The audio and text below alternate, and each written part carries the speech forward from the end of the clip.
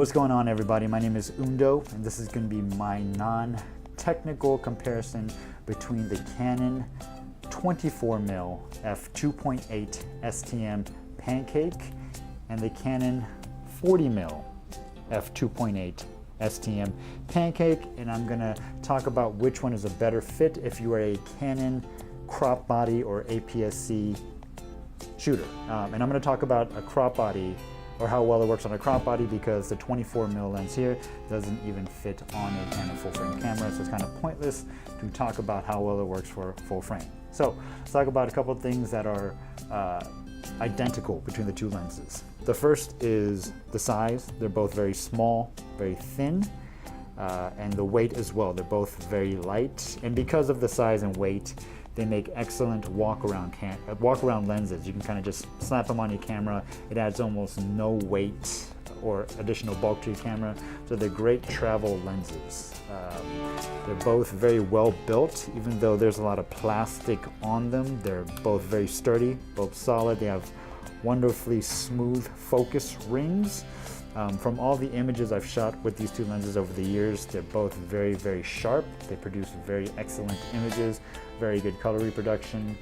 The autofocus speed in both video and photo is very, very snappy for both, as well as being very accurate. And they both have a maximum aperture of f2.8, which means they are very good in low light. Maybe not the best, but much better than a kit lens will be.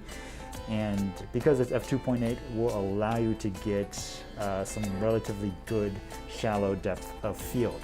So let's talk about the benefits of owning the 40mm over the 24mm. So the first is the 40mm on a crop body, Canon crop body. If you add the crop factor in, is going to be about a 64mm equivalent, which makes it a much better focal length if you're looking to shoot portraits.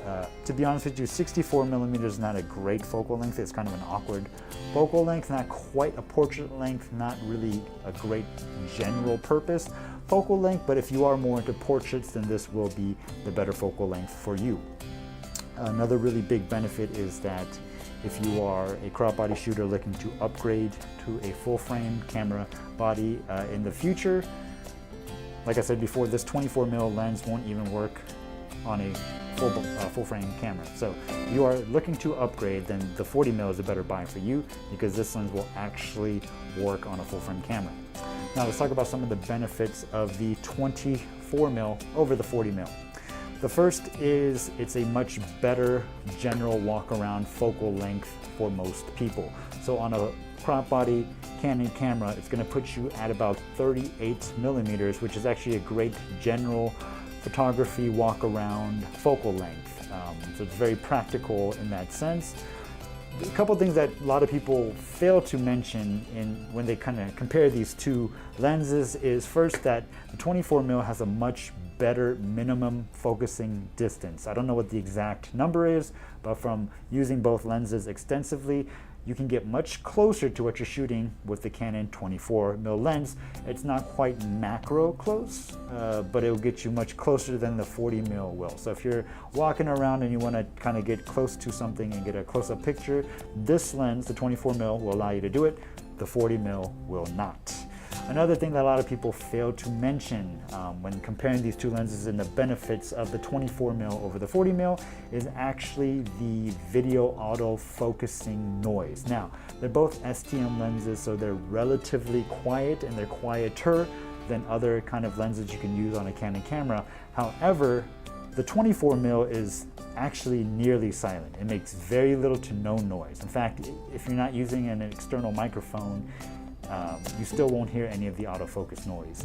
The 40mm, although not being super loud and not quite as loud as the 50mm f1.8 STM lens when focusing in autofocusing in video, is still much, much louder than the 24mm, and at times will be audible when you're recording a video if you don't have an external microphone on. So the autofocusing noise, as far as if that's a factor to you, then the 24mm is much, much better than the 40mm lens will be.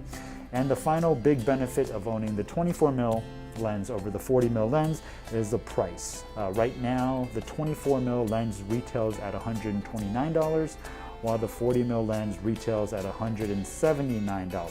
So obviously the 24mm lens is cheaper and will save you a few bucks in your pocket. Now, if I had to recommend one over the other, I would most definitely say, if you're an APS-C shooter, most definitely go for the 24mm. It's a much better focal length, much better performer, just much more versatile lens than the 40mm lens will be.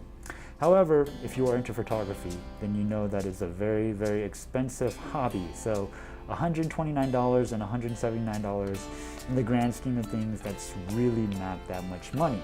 So you might as well just save up a few bucks and actually buy both and have both to carry around. And while you're at it, you might as well add the 50mm f1.8 as well. So that is my non-technical review of these two lenses. Thank you for watching.